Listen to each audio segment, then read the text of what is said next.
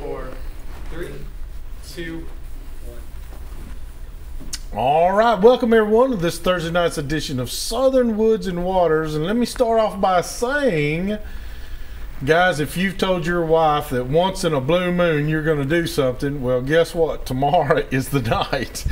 We have a blue moon tomorrow night. That is the second full moon in the month of August, and it will not happen again for 13 years. So 3 years. I'm sorry, Joy corrected me. Is another one won't happen for another 3 years. So, but hey, if you've told her already that you'll do it once in a blue moon, then get ready to do it tomorrow because tomorrow's it. And so we want to broaden out. Let's broaden out because I'm really excited about my guest here tonight. This is John Hopkins. And John, we call him Hoppy, but John Hopkins is the owner-operator of Fate Sanders Marina. They're on Percy Priest. And if you fished in Middle Tennessee, Percy Priest area, you have fished either on or around Fate Sanders Marina.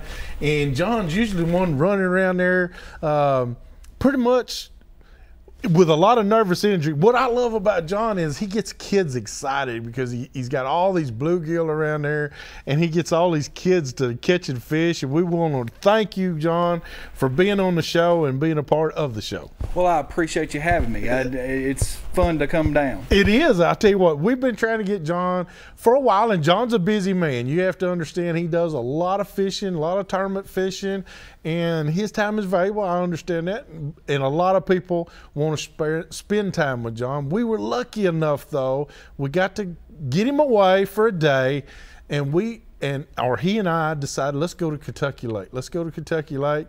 We love Kentucky Lake. If I wasn't staying on Percy Priest, I'd be staying on Kentucky Lake, wouldn't you? It's absolutely one of the best fisheries in the country. Anywhere on the Tennessee River is a great day spent fishing. It is, and John said it right during the show that, you know, at any point in time on Kentucky Lake, fish are biting. I mean, they may not be biting in your area, but somewhere on that lake, the fish are biting. So that's what's so great about Kentucky Lake. Well, the opportunities are endless on the Tennessee River, and it really doesn't matter where you go on the Tennessee River. We've got a lot of great fisheries around here, but the opportunity to catch 100 bass in a day, you just don't have that everywhere. No. And Kentucky Lake easily will do that for you. You catch them just right. At times, that's right.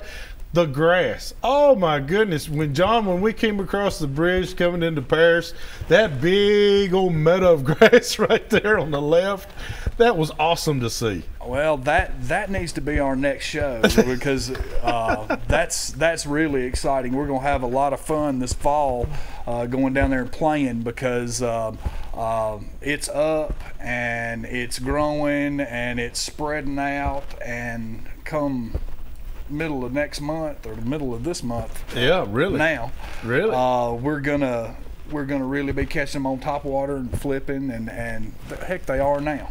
Well, I tell you what, we're going to get you excited now. When we come back from break, we're going to go straight to the video. It's about 14 minutes long. We wanted you to enjoy it, but it is John, myself, and Joy. We all went to Kentucky Lake. So let's take a break and visit some of our fine sponsors. But when we come back, get ready because we're taking you on a great ledge fishing piece on the beautiful Kentucky Lake. This segment is being brought to you by Stan Sloan Zora Bait Company, where setting the hook is an everyday thing.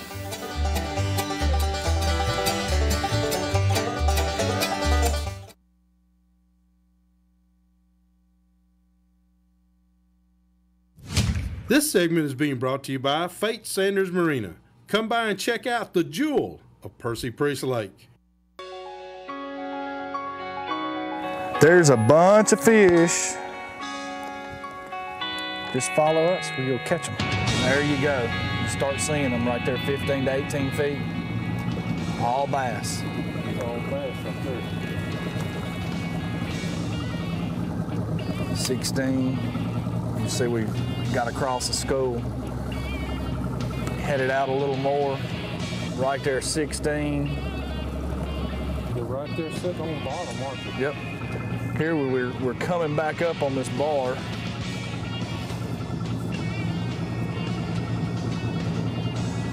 They're right there where that channel comes in and crosses, the roadbed crosses. So Right. let's go back and get them.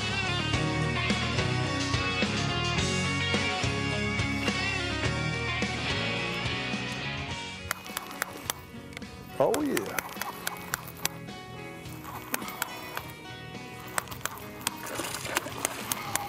Yes, sir.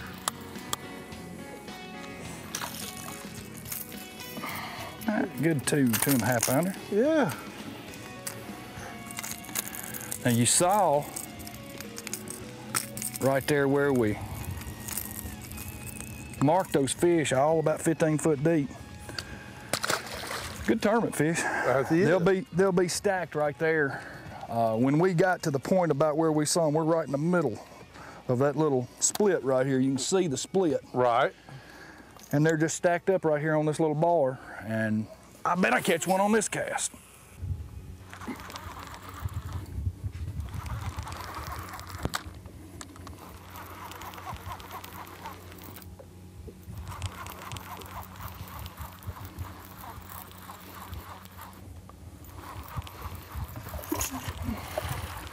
About the same size, 2.5. Yeah. Good job. That's the thing about them. When you find them like this, they generally are all the same size, pretty close to it. 2.5, 3 pounders. There they are. Oh yeah. Good job. Like I said, all Just the about same a size. carbon copy, isn't it? All the same size, but the minute I saw them on the depth finder and just backed out a little bit, there they were again. That's right. Well, that one was about 18 foot. They had been being about 15 foot, and I imagine catching one or two out here a little deeper. I mean, up there on top of it may have pulled the school out a little deeper. You just kind of got to follow them.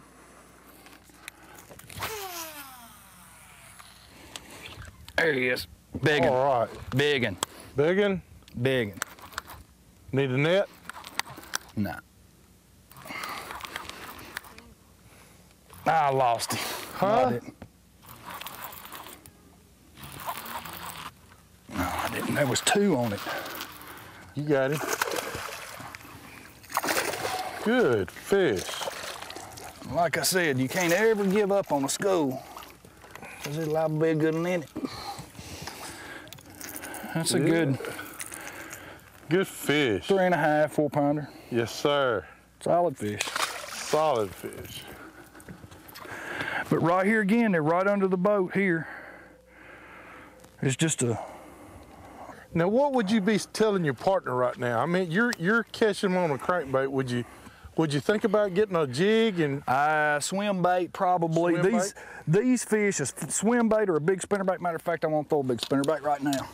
But these fish are, it's crazy to throw a big spinnerbait when they're just pounding a crankbait. But these fish are sitting at perfect crankbait depth. now, what are you calling perfect crankbait depth? I meant 15 to 18 foot deep. okay. For a big crankbait, to me, that's close to the maximum depth. Your 6XD, like I'm throwing there, run about 18 foot deep. And about 2 foot deeper than the bottom is about perfect crankbait depth. Where you can really dig. You want it popping at bottom, don't you? Yeah. But you can see where we marked those fish. The minute we got right on top of where we marked them, there they were. There they are. Oh yeah. Heck, 3 pounder. Another 3 pounder.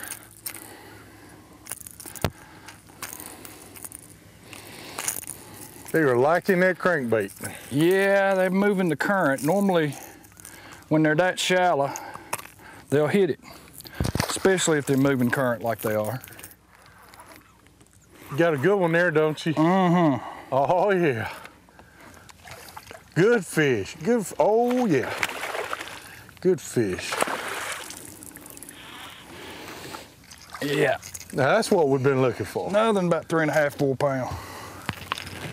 Tell you what, that's a stud there, buddy. That may be more. I think that's more like 4 1/4, Yeah, 4 that's 1/2. pretty good fish there. That's a good fish. Pretty good fish there. Now see, these fish have repositioned. They're all over the bottom right underneath us. Yep. We run them off. We run them down the bar. Mm-hmm. And we caught several out of them down there, and now they've repositioned themselves where we didn't find them before. And they're really schooled up right here all of a sudden. And it seems There he is. There he is again. I lost him. You lose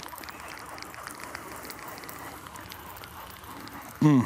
And the shad, we noticed the shad popping at the top of the water a little bit down, just a little bit. Yep. From where we were. It's like they drive those shad up. Yeah. See them right there? Yeah, they're in how deep now? 16 foot of water. That's what we want. And we're easing off of them. Yeah, those are crankbait fish. Those are crankbait fish right there now. Yeah. You can see the fish suspended out off the drop. Same depth, 16 foot. They're just waiting on those schools of shad. Yep. Yep, let the current bring them to them. They don't have to work. No. I stunned him when I set the hook. Yep. Oh, yeah. Good fish.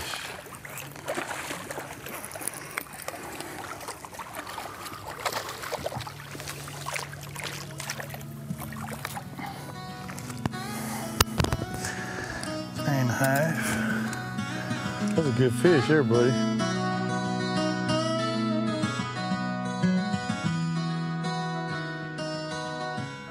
All right, we've been to Kentucky Lake, and I got my good friend John Hopkins. John, thank you so much for carrying us and inviting us out there. We had a great time out on the lake. It is really enjoyable. I love coming up to Kentucky Lake any chance we get. I'm telling you, man, and you make it look so easy out there. But now I gotta say this: you go up there quite a bit. I do. I don't go up there near as much as I'd like to. That's true. When I was younger, I spent a lot of time up there.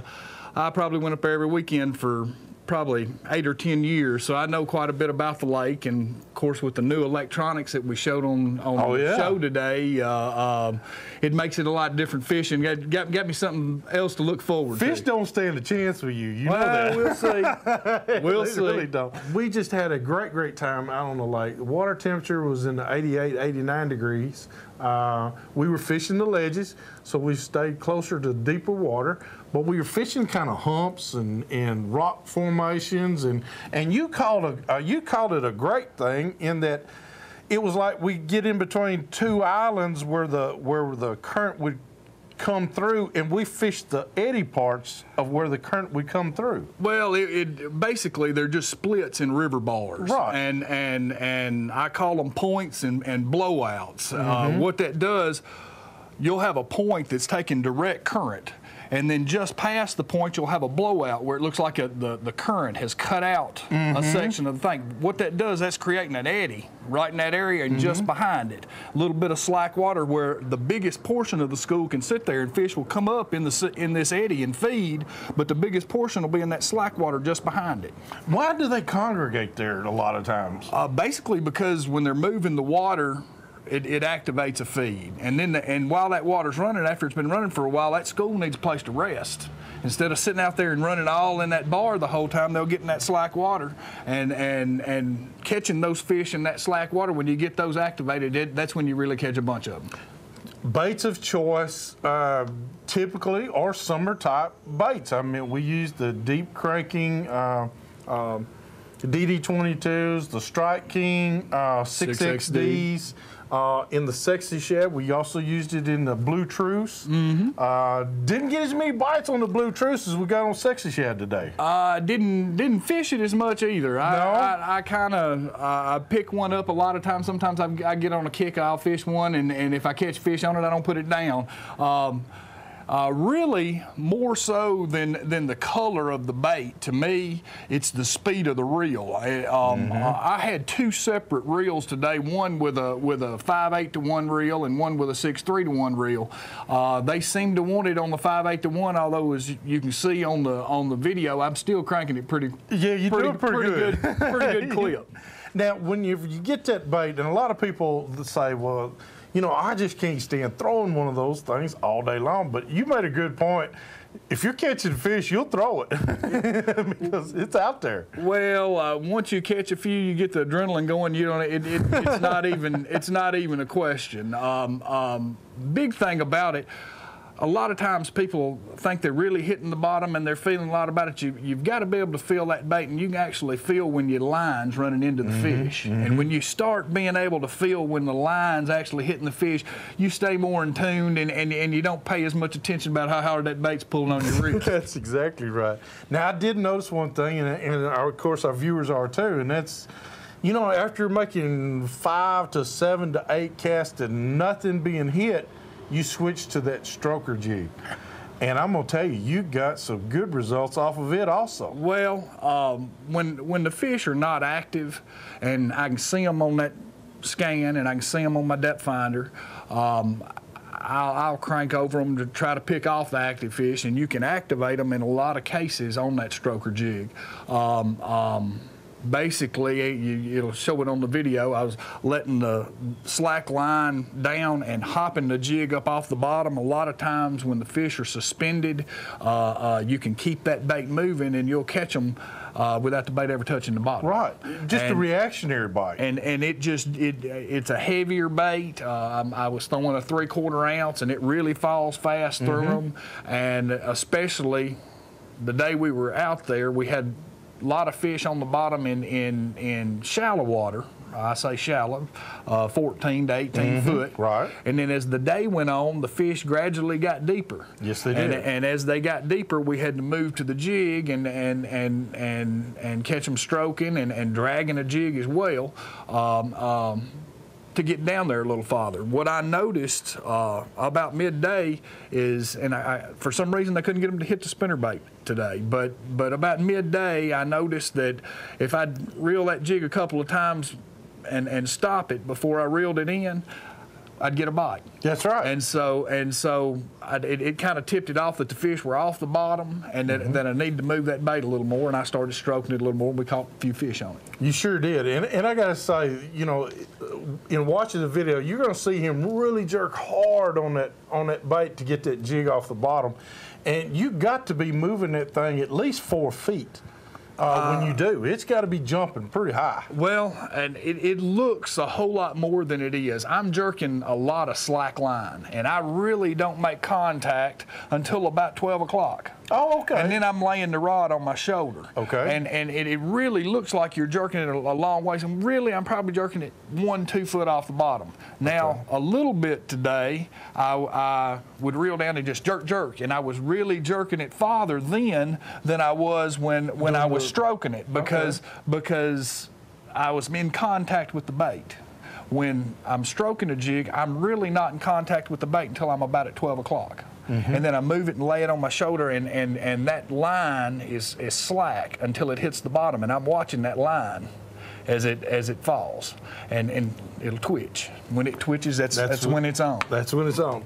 Well, I tell you what, John is a proprietor. He and his family own Fate Sanders Marina there on beautiful Percy Priest Lake. And what a great, great place to go to if you want to go fishing or go out there just to go riding around the boat. Fate Sanders Marina is always the place you'd like to be.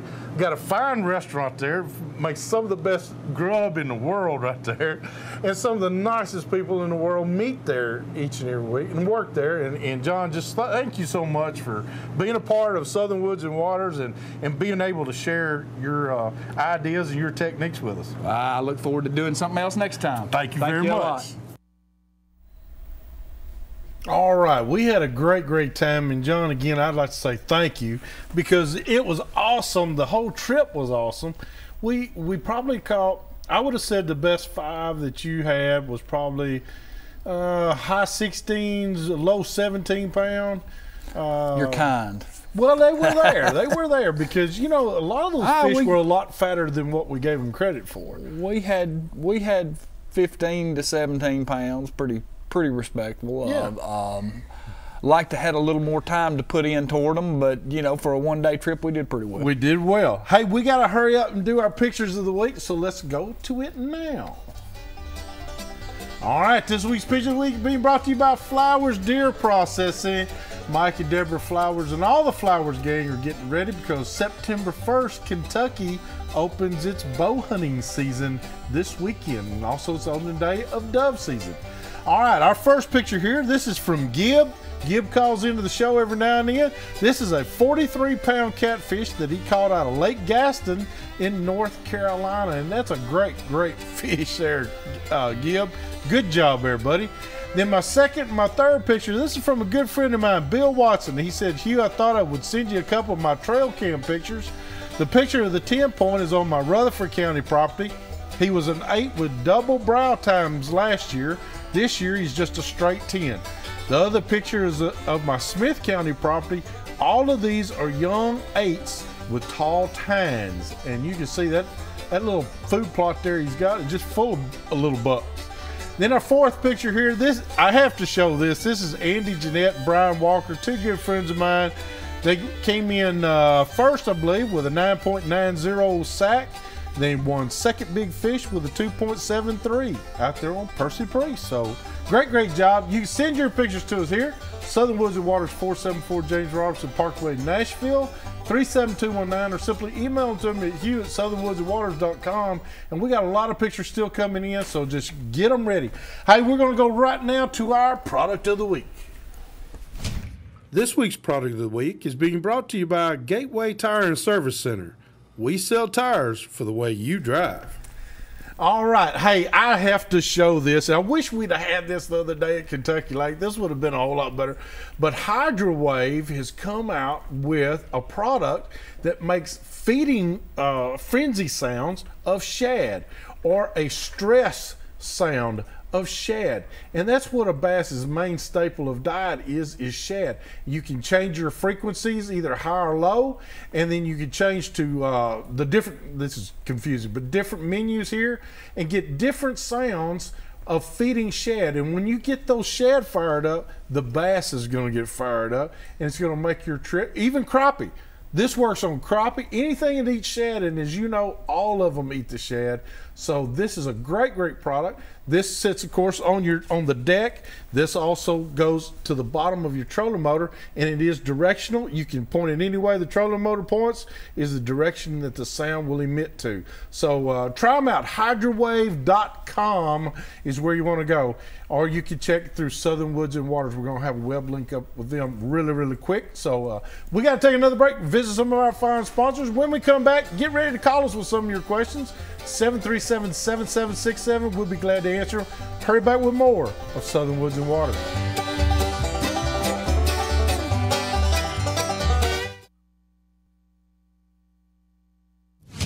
This segment is being brought to you by Tennessee Wildlife Resources Agency. Join us in preserving and protecting Tennessee's wildlife.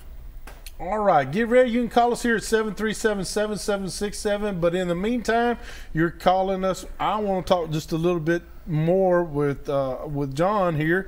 And John, the method that we used can be used on just about virtually any body of water there is. Oh yeah. And it's like you said, it's like taking the bank and just bringing it out and filling it full of water. It's the same thing, but you got to learn to know what you're looking at. Well, a big thing in ledge fishing is knowing how to read a map. That's it. Now with the new electronics and all, it makes all this a whole lot easier. But if you've studied any topography and you can read a little bit, if you can read a map a little, you can figure out where these fish are going to stay and where they're staging. We can look at a topographic map and pick out 6 places that we're going to fish. And out of those 6 places, without using the electronic, I expect 1 or 2 of them are going to have fish on it. Oh yeah. And by being able to read, you can set your day ahead of time. By being able to read topography, you can plan your day ahead of time and then go out on the lake and use this new electronics to really set yourself apart and hone in on the fish and know exactly where they are. All right, we got some phone callers coming in. We have Randy. Randy, how can we help you tonight? Yes, Hugh. I got a hunting question for you. Oh, okay. In the early duck season, can you can you use lead shot if you're shooting on a farm pond at your house?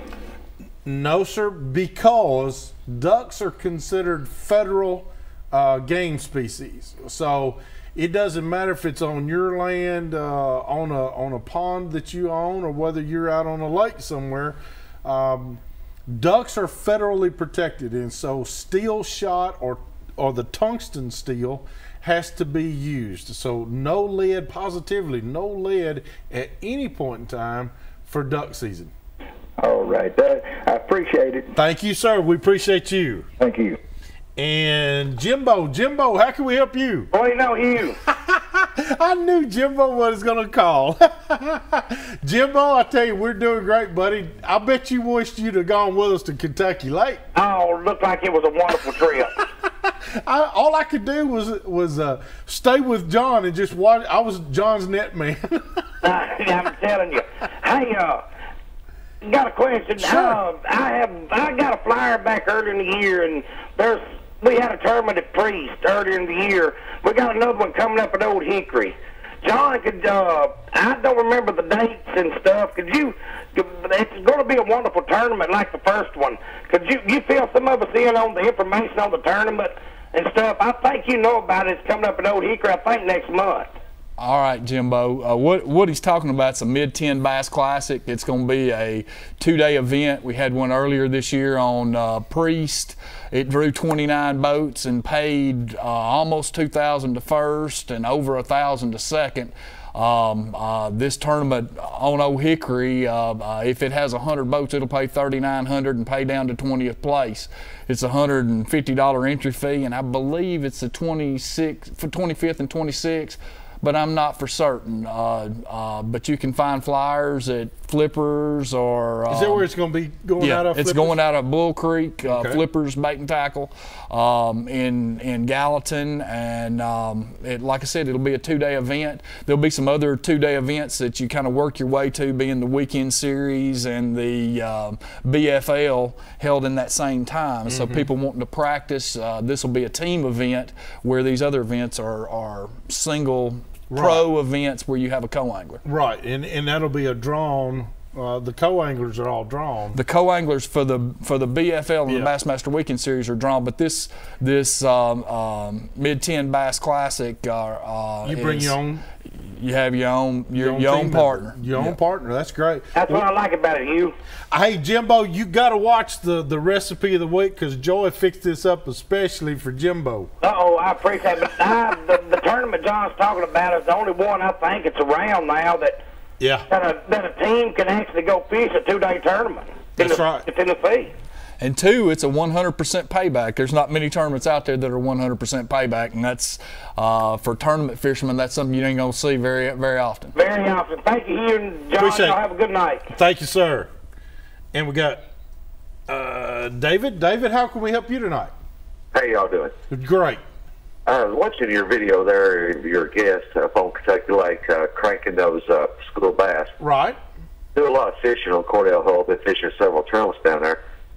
I can locate these schooling bass chasing shad in, say, 20 foot of water. I'm marking them anywhere suspended from 12 to 17 foot. I'm cranking these fish. I'm having a hard time getting a bite on them. And, I'm changing them colors. I'm using sexy shad, chartreuse, and shad color cranks. I'm getting down to them. I don't know what I'm doing wrong not to be able to catch these fish. I wonder if you might have any suggestions of maybe, I know this conversation is kind of hard to determine, but what I'm doing wrong. I'm using a 5 to 3 to 1 cranking reel. And I don't know, Hugh. I'm having a hard time getting on these fish. Okay. It's really hard to catch suspended fish anyway. An Alabama rig is an excellent way to catch suspended fish, but if you don't want to throw 5 hooks at them, which I don't particularly like to do that. Of course, here you couldn't throw but 3 anyway. I would fish a single swim bait, and when you start seeing streaks running through these fish, or these fish running through minnows, and start seeing streaks on the depth finder on suspended fish, they'll bite that crankbait. Yep. But when they're not streaking through your depth finder, you're going to have to do something that's more of a subtle approach, be it a flutter spoon or a swim bait. Really, a swim bait or a flutter spoon is your best way to catch suspended fish if you don't really see them in a feeding mode. You can also try a jerk bait. I know that's what I was going to say. This particular time of the year, summertime's not really a time I throw a jerk bait a lot, but Cordell Hull's a little different situation. You've got a lot of cold water that comes into Cordell Hull, and even in the middle of the summer, these fish, it's not unusual to have a 10-degree water temperature change. And when that happens, fish are going to suspend. When they drop the water out of Center Hill and that 50-something degree water starts pouring into Cordell Hull, it's definitely going to change the fish. And those suspended fish with that jerk bait, you can kind of get down there to them, and you get a suspended jerk bait, he'll sit there and just levitate right there. In the winter time, that's how you get them to bite. That's it. Just jerk it down there to them and let it sit right in front of their face. In the late spring and summertime, to me, it's more of a constant movement, keeping the bait in the strike zone. Keeping it in there. Mm-hmm. All right. Well, we hope that helps you out. All right, buddy. Appreciate y'all. Thank you. Thank you. And John, how can we help you? Hi, yes. I was down in the lake today, and I think I saw a swamp ape. Saw what now? I was using jerk bait, and I think I saw a swamp ape. A swamp bait? I got it too loud, I think. Hello? Now I can hear you. Now I can hear you. You were out on the lake today and fishing and throwing a swim bait and caught a what? Swamp ape. A swamp ape? Now what is that? I got to put him on hold. What do you think a swamp ape is? Maybe a water dog. I have no idea. I don't either. But I tell you what, it is a great time to be fishing right now, period. We've got to talking today, right before the show, though. Since we've done this piece, and this piece we did 2 weeks ago, we were out on Kentucky Lake 2 weeks ago. It was on a Wednesday. We went on a Wednesday. That's right. We went on a Wednesday. So it was 2 weeks ago from yesterday that we were out there. But since then, we've had some cooler temperatures come in, especially at night. We've had a little bit of cool fronts coming in. And so John and I were talking before the show that a lot of the fish now are starting to make it transition towards the creeks again, getting into the back end of the creeks. Of course, the shad have been going back there, and you're going to see shad everywhere. We have had an abundant crop of shad, John, just everywhere, from that long to that long. Well, this time of the year, the shad generally start to make their migrations back into the creeks, and to me, the first about 63-degree nights, when you have a couple of 63-degree nights in a row, it starts this, and that generally starts middle of August. When it start having a couple of nights a little colder than that, it'll be twice as many. And I was out on Old Hickory yesterday, and there was a few places I could have walked on the shad. Now, isn't that an exciting, though, part of the year? I mean, this is when top water is really great. A lot of people like the action of top water, whether it be a pop-ar or a spook or walking the dog or whatever.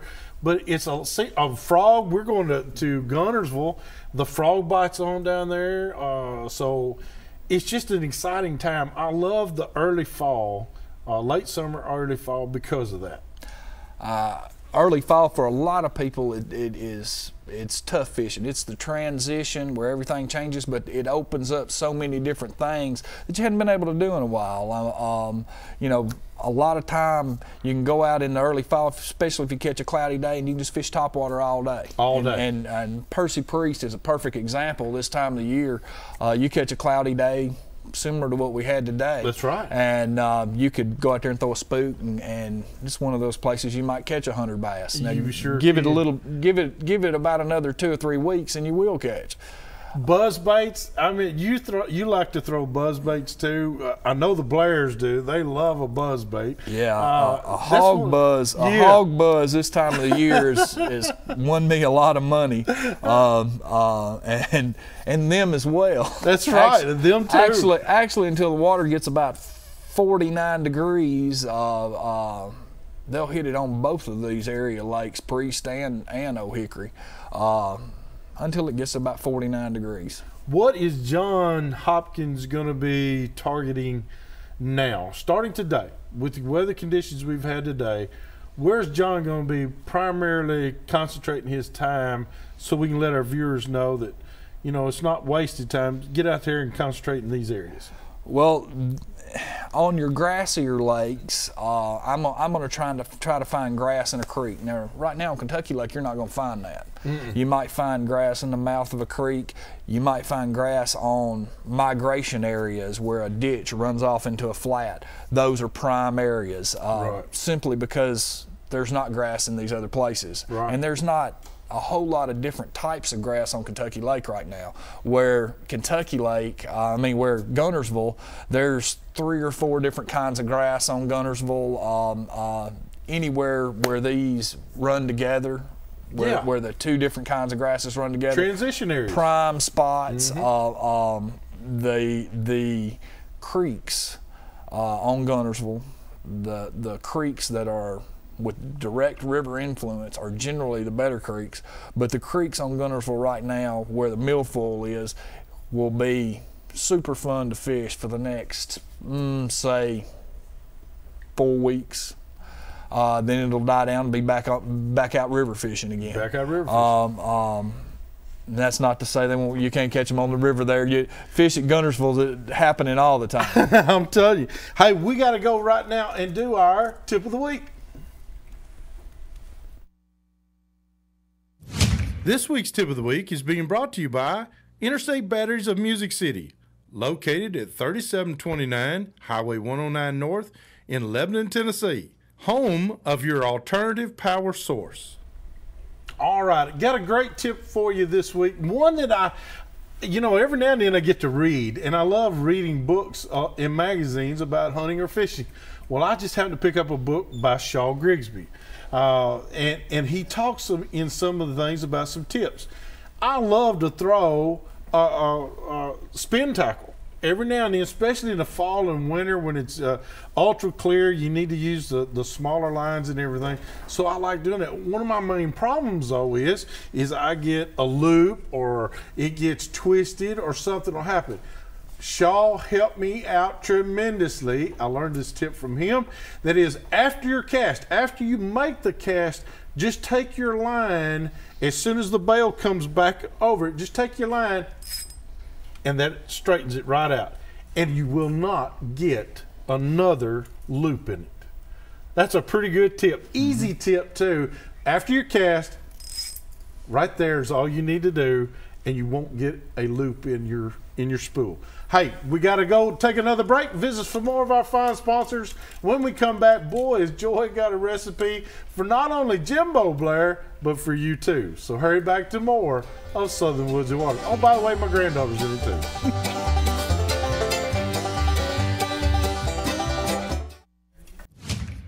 This segment is being brought to you by Advanced Chiropractic, where we help America feel great, one spine at a time. This week's Recipe of the Week is being brought to you by Broker Headquarters Group. Let our team in Camo help you with all of your real estate needs. All right, well, I tell you what, I promise you this is an easy recipe, but I'm also going to promise you this is a very good recipe, and it has a lot to do with the time of year too. So, Joy, you and Shelby want to tell us a little bit more about what you got over there for Jimbo and the rest of us? Sure, Hugh. It's an easy one. Everybody knows Shelby, our granddaughter. She's at Mount Juliet High, right? Middle school, high. High school. High. Okay. Tell us about what you did. These are called mini muffin dogs. So mini muffin dogs? Mini muffin dogs. Yes, mini muffin. Like little corn dogs, Yeah. except you make them in a muffin. Well, You tell use us about it. Muffin mix? Corn mix, muffin mix, whatever you want to call it. You do the ingredients on the back. You pour them in here. You put your hot dogs in the middle.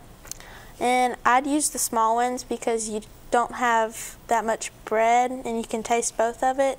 But if you use the large ones, you have a whole lot more bread. So Muffins. yeah, muffins. But they really do taste like a mini hot dog, right? I mean, a corn dog. Corn dog. It tastes just like corn dogs. I like the regular mustard. Okay. And I use turkey dogs in mine. And you like this, you and Papa I like like this the spicy We like mustard. the spicy. But it's easy to do. She did them on both sizes, but really, I mean, they're just finger foods. If you have somebody over, it's really good. And did you talk about the sunglasses? No, not yet. Tell them about it. Sunglasses, go to the website, Southern Woods and Waters, and sign up. All you have to do, Sunglasses. amphibious. That's right. We're giving another set away. $140 pair of sunglasses. How much? They're really nice. And $140? That's it. That's what I thought. $140 pair. How about the kids' coloring contest? Hey, we need to get them on there. We got to get those kids fired up. And don't forget to ask little Hoppy about his background in Nashville, because we go way back. I knew Maud, his mom, and Big Hoppy since he was in diapers. Well, in your I'm not going there. But you are. You're born and raised right around the neighborhood here. I was raised in Old Hickory, Tennessee. Of course, half of my family's in politics. My mother is a Robinson, so she worked at Phillips Robinson Funeral Home most of my life, and her siblings were all in politics, and their families all in politics, and judges and so lawyers and and I'm the fisherman. That's right. And that's not a bad thing, though. Oh, no. Because, and now we want to also say that not only do you run Fate Sanders, but you also have Hoppy Lure Company. Oh yeah. And we haven't mentioned that, but man, what a staple in the industry. Hoppy Lures has been around for a long time. And just got some great, I mean, the stroker jig that we used was an awesome bait. And I mean, even with inactive fish, when the fish just quit hitting the crankbait, you didn't hesitate. You grabbed that stroker jig, threw it out there, and boom, we're back to catching fish again. And that was, you know, it's just what you're used to doing, but it's a great bait. And I want you to explain a little bit more about the jigs.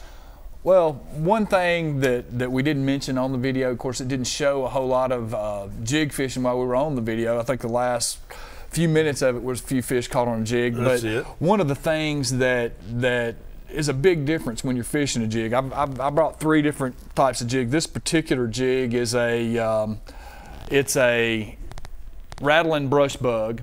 And if you notice, I have a small pocket chunk trailer. Let me hold it for him. You talk to him about it. The reason I have a small trailer on this bait is you're fishing it generally in shallower water. You're flipping it into tight cover, anywhere from 1 foot to 5 foot deep. And generally the water may be clearer. If it's a little darker, you may use a little bigger chunk. But that's something you fish generally in shallow water. Your chunks are not quite as big, but when you move to deeper water, you're moving to a upsize on a jig to a 3/4 ounce. Okay. With a 3/4 ounce jig, really fishing deep, you need to upsize your trailers. The bulkier your trailers are, the more hits and the more that the fish are going to feel down there 25 to 28 foot, 35 foot deep. I vary those trailers. That particular trailer that you just saw was a pocket chunk, and then the second one was a pocket crawl. It's a baby pocket crawl on the back of a 3/4 ounce jig. I'll go as far as putting a full. I'm telling you, this is full a 5-inch brush hog. That's a meaty bait right there now. I mean, when these fish are deep, they're looking for a meal, and if you can get a good one to bite and get a good one outside of a school to react to that bait, you can generally fill your live well. All right. Well, I tell you what, we have a giveaway tonight. We got to go do it.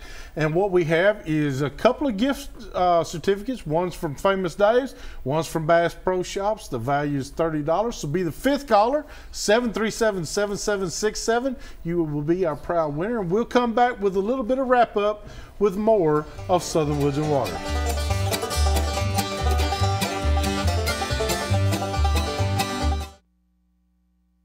This calendar of the week is being brought to you by Drycon Carpet Cleaning. Give us a call or visit us online at drycon.com. All right, welcome back, everyone. Congratulations to Brandy Whitaker from Springfield, Tennessee. You are our winner tonight, and great package. Take that boyfriend or husband out to Famous Dave's. Then you get to go spin that card at Bass Pro Shops. Hey, what we got on the calendar this week is the LBL drawing is tomorrow. LBL quota hunt drawing is tomorrow. So you will know tomorrow evening whether or not you got drawn for the LBL quota hunts. Saturday, September 1st is opening day of dove season here in Tennessee. It does start at noon, so make sure that you know it's noon. And then also Kentucky deer season starts at archery September 1st. It starts at 30 minutes before legal sunrise. And then Old Hickory Bass Anglers are going out of Bulls Creek, Reed Durham's tournament, safe flight till 2 p.m.